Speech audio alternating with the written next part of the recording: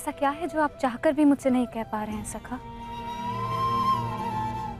ये रात का अंधकार भी आपके मुख पर आए हुए भाव मुझसे नहीं छुपा सकता।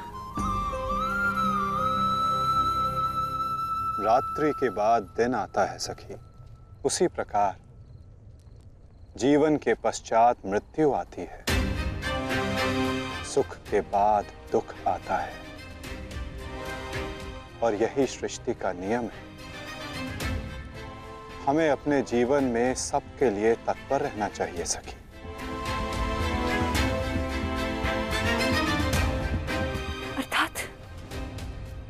अर्थात जो मेरा भय है, क्या वो सच होने वाला है माधव? क्या कल पांडवों के साथ कुछ अनिष्ट होने वाला है?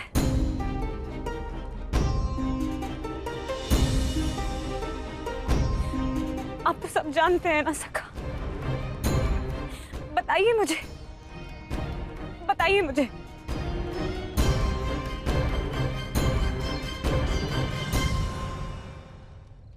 कभी कभी भविष्य का ज्ञान होना भी दुख का कारण बन सकता है सखी।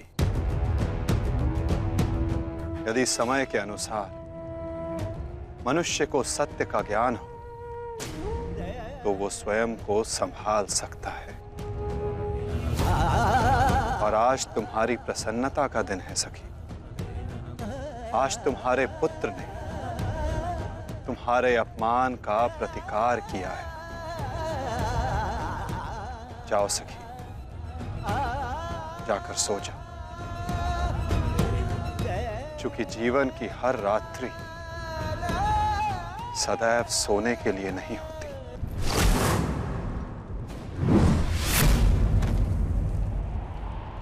ठहर जाओ मित्र। नहीं, अब नहीं।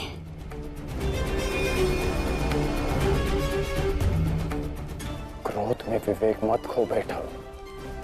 जो अपना सम्मान खो चुका हो उसके पास खोने को और क्या शेष है? ले लेने देते उस अभिमन्यु को मेरे प्राण, वीर गति तो मिलती। सारी सेना के सामने मेरा वस्त्र हरण कर गया वो बालक, जिन पांडवों का सर कटा हुआ देखना चाहता था, उन्हीं का बालक मेरा सर झुका गया। संसार के सारे योद्धा देखते रह गए और वो बालक मुझे अपने बाणों के चक्र में फंसा गया। मैं ये अपमान सहन नहीं कर सकता। क्या करूंगा जीवित रह गए जब संसार के सामने शीश उठाकर चल भी नहीं सकता मैं। इसीलिए अब मैं अग्नि स्नान करूंगा।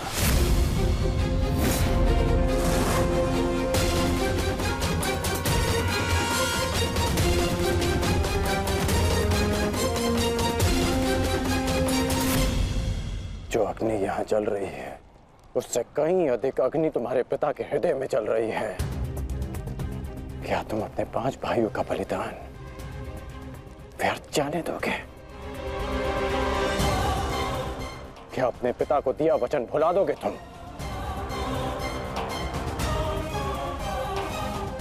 अपने चारों ओर देखो मित्र, क्या ये सब व्यर्थी अपने प्राणों के साथ खेल रहे हैं? जो वीर गति को प्राप्त हुए हैं, क्या उनका बलिदान व्यर्थ जाने दोगे तुम? तुम्हारे अनुज, तुम्हारे मामाश्री, तुम्हारे गुरुदेव, ये सब तुम्हारे सम्मान, तुम्हारे अधिकार के लिए लड़ रहे हैं और तुम अपने कर्तव्य से मुंह मोड़ना चाहते हो। पूछो अपने सैनिकों से कि आज जो युद्ध में हुआ कि क्या वो उससे लज्जित हैं या वो कल युद्ध में उसका प्रतिशोध लेंगे?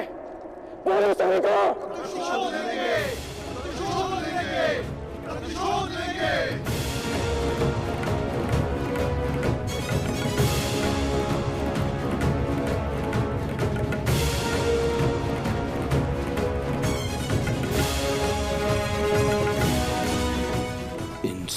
का सम्मान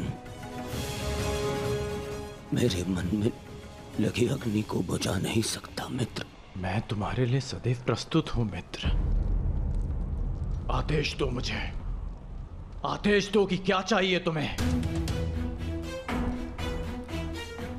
तुम्हारी पीड़ा को शांत करने की औषधि क्या है मित्र, बताओ मुझे। मुझे अपने इस अपमान का प्रतिशोध चाहिए। जिसने मेरा मान हरण किया उसके प्राण हरण करने हैं मुझे। मुझे अभिमन्यु चाहिए।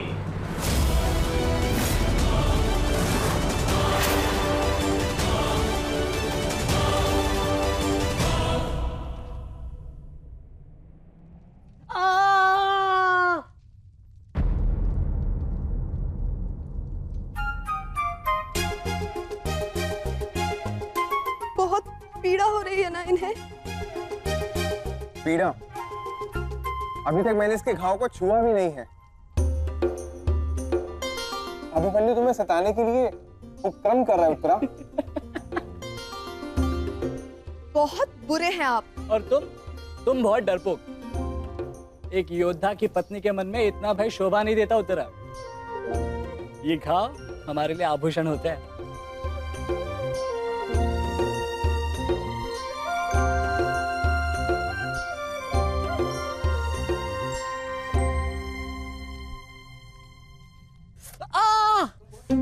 क्यों सताते हो तुम उसे? अब क्या करूं माता, वो तो आजकल हर बात पर क्रोधित हो जाती है।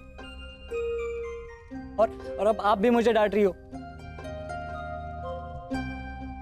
तुम्हें अधिक चोट तो नहीं आई ना पुत्र? नहीं पिताश्री, बल्कि बहुत कुछ सीखने को मिला। सच में अंगराज कर्ण एक महान योद्धा है। उन्हें आपके अतिरिक्त और कोई टक्कर नहीं दे सकता। हाँ पुत्र, परंतु हम दोनों के लक्ष्य और सोच भिन्न हैं। मुझे तुम पर गर्व है।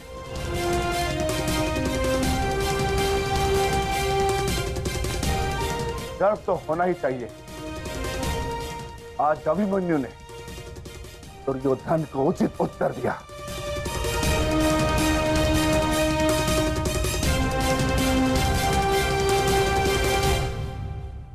सत्य अभिमन्यु,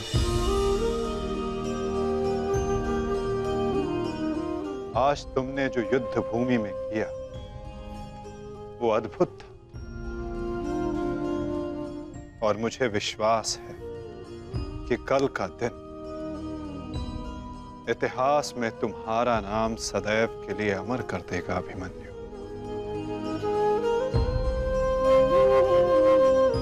इतिहास से पूर्व मेरे पुत्र ने अपनी छवि मेरे मन में अमर कर दी है। 14 वर्षों के पश्चात आज पहली बार मन को एक शीतलता पहुंची कि मेरे पुत्र ने मेरे साथ हुए अपमान और अत्याचार का भान उस दुर्योधन को करवाया। मेरी आत्मा को जैसे एक वस्त्र का संबल मिल गया। इसके लिए मैं सदैव के लिए अभिमन्यु की ऋणी रहूं। जीवन तो पल पल में है सखी। जिस पल को जी लो वही जीवन होता है। आज तुम प्रसन्न हो, जी लो सखी। आज का दिन जी लो। कल का दिन तो अभिमन्यु के जीवन का अंतिम दिन होना चाहिए। और स्मरण रहे, सरल मृत्यु नहीं देनी है उसे। मृत्यु आने की पीड़ा का आभास कराना है। और जब तक वो भूमि पर रेंगता हुआ दया की भीख ना मांगे, मृत्यु नहीं आनी चाहिए उसे। वो मृत्यु मांगेगा और मैं हर पल उसे मृत्यु और जीवन के बीच में झुलाऊंगा मैं उसे। असंभव युवराज, जब तक युद्ध भूमि में पांडव उपस्थित हैं तब तक अभिमन्यु तक पहुंचना असंभव होगा। वैसे भी उन्हें ज्ञात होगा कि आज आपके साथ जो हुआ उसका प्रतिशोध आप अवश्य लेंगे। इसी कारण अभिमन्यु तक पहुंचना इतना सरल नहीं होगा।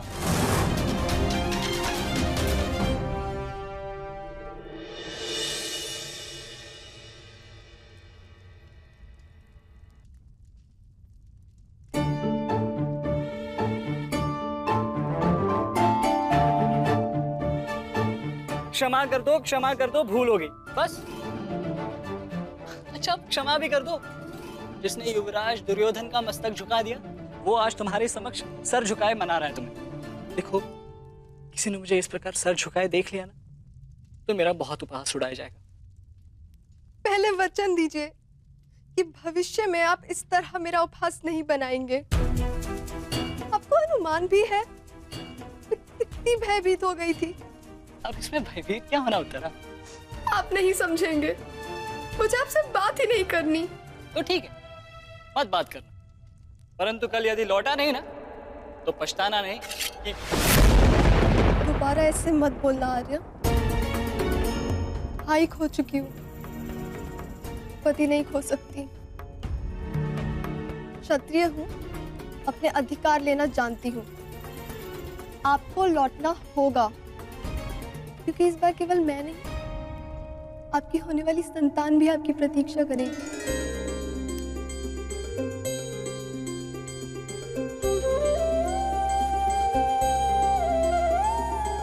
सत्य उत्तरा?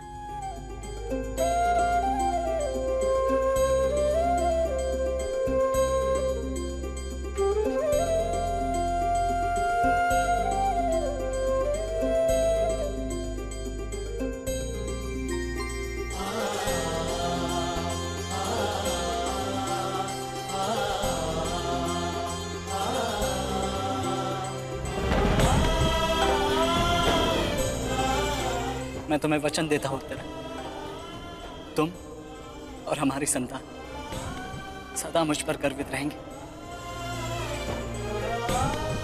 जानती हूँ आपकी संतान बहुत भाग्यशाली है। उसे अपने पिता की शौर्य गाथा सुनने को मिलेगी। गाथाएं विजय के साथ होती है उत्तरा, और विजय अभी शेष है। युद्ध शेष रहे या न रहे, उस अभिमन्यु के प्राण शेष नहीं रहने चाहिए आचार्य। आप सेनापति तीरगत के वीर रेशु शर्मा, मध्य नरेश शैल्य, अश्वत्थाम अंगराज, इतने वीरों के होते हुए भी क्या एक बालक को बंदी बनाया नहीं जा सकता? तुम्हारे प्रतिशोध के लिए केवल कुशल योद्धाओं की नहीं बल्कि एक उत्तम योजना की आवश्यकता है मेरे होने वाले सम्राट। हमारी सफलता एक उत्तम योजना में छिपी है।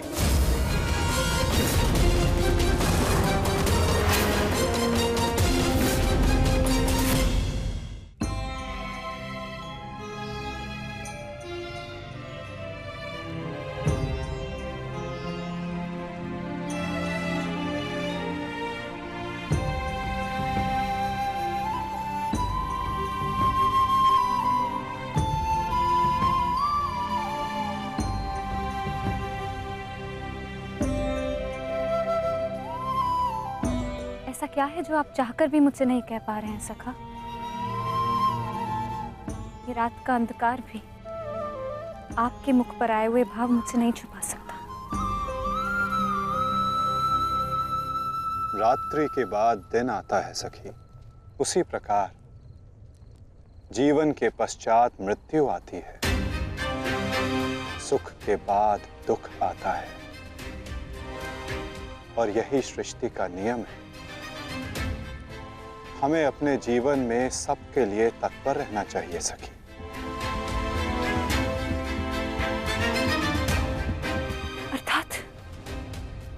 अर्थात जो मेरा भय है, क्या वो सच होने वाला है माधव? क्या कल पांडवों के साथ कुछ अनिष्ट होने वाला है?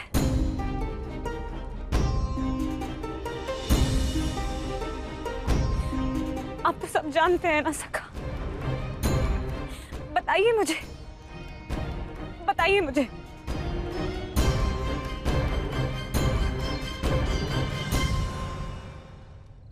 कभी कभी भविष्य का ज्ञान होना भी दुख का कारण बन सकता है सखी। यदि समय के अनुसार मनुष्य को सत्य का ज्ञान हो तो वो स्वयं को संभाल सकता है। और आज तुम्हारी प्रसन्नता का दिन है सखी। आज तुम्हारे पुत्र ने तुम्हारे अपमान का प्रतिकार किया है। जाओ सखी, जाकर सो जाओ। चूंकि जीवन की हर रात्रि सदैव सोने के लिए नहीं होती।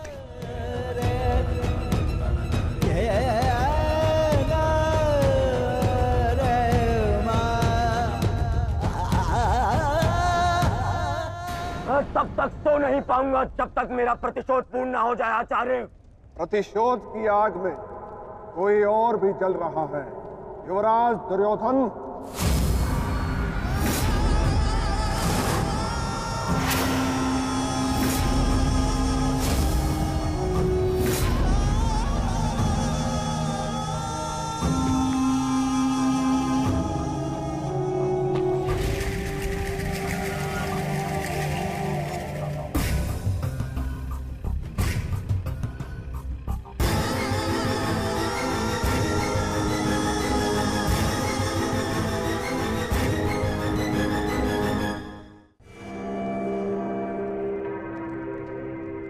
माता श्री सिंधु नरेश जयद्रथ। भूल को क्षमा किया जा सकता है, अपराध को नहीं। इस सम्मान के पश्चात विचलित बचा तो ऐसा भयंकर प्रतिशोध होगा कि तुम पांचों की आत्मा कांप उठेगी। प्रतिशोध लूंगा। कल तुम्हारे साथ साथ मेरा प्रतिशोध भी पूर्ण होगा और मैं सम्मान सहित तुम्हारी बहन दुशला को अपना मुख दिखा सकूंगा।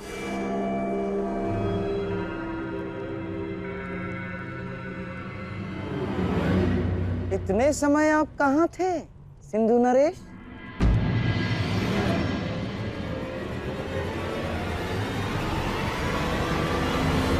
अपने अपमान के प्रतिशोध का प्रबंध कर रहा था।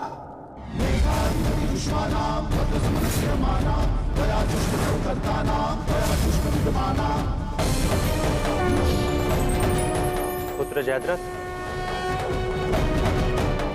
मैं तुम्हारी तपस्या से प्रसन्न हूं। मांगो, क्या वर मांगते? महादेव, मुझे अपने प्रतिशोध का अवसर चाहिए। शपथ ली है मैंने, जब तक पांडवों के अपमान का प्रतिशोध नहीं लूंगा तब तक मुकुट धारण नहीं करूंगा। और वो दिन कल आएगा, कल आएगा वो दिन जब मैं पांडवों को ऐसी पीड़ा दूंगा कि वो जीवन भर नहीं भुला सकेंगे। महादेव का आशीर्वाद है मेरे साथ और मैं तुम्हारे साथ युवराज। तुम्हारी योजना और मेरा प्रतिशोध दोनों कल सफल होंगे।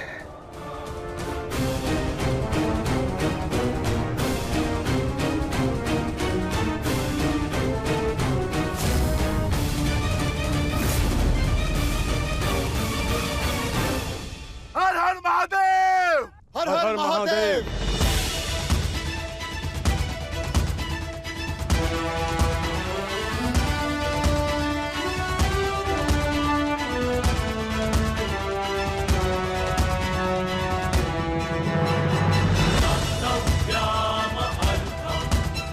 उत्तम बनो पुत्र। संसार के सभी योद्धाओं में तुम्हें सबसे अधिक कीर्ति प्राप्त हो।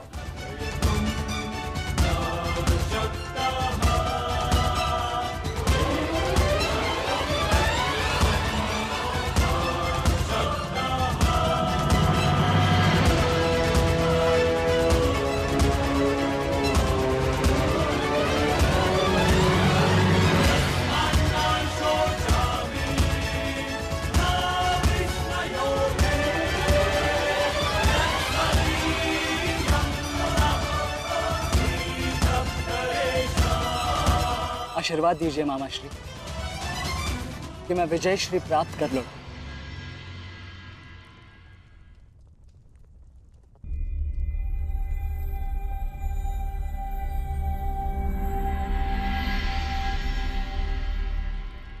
विजय तो कायरों को भी प्राप्त होती है पुत्र, परंतु कीर्ति और यश केवल शूरवीरों का मुकुट बनती है। मेरा आशीर्वाद तुम्हारे साथ है पुत्र। तुम युद्ध क्षेत्र में वो कीर्ति प्राप्त करो जो तुम्हें अमर बना दे।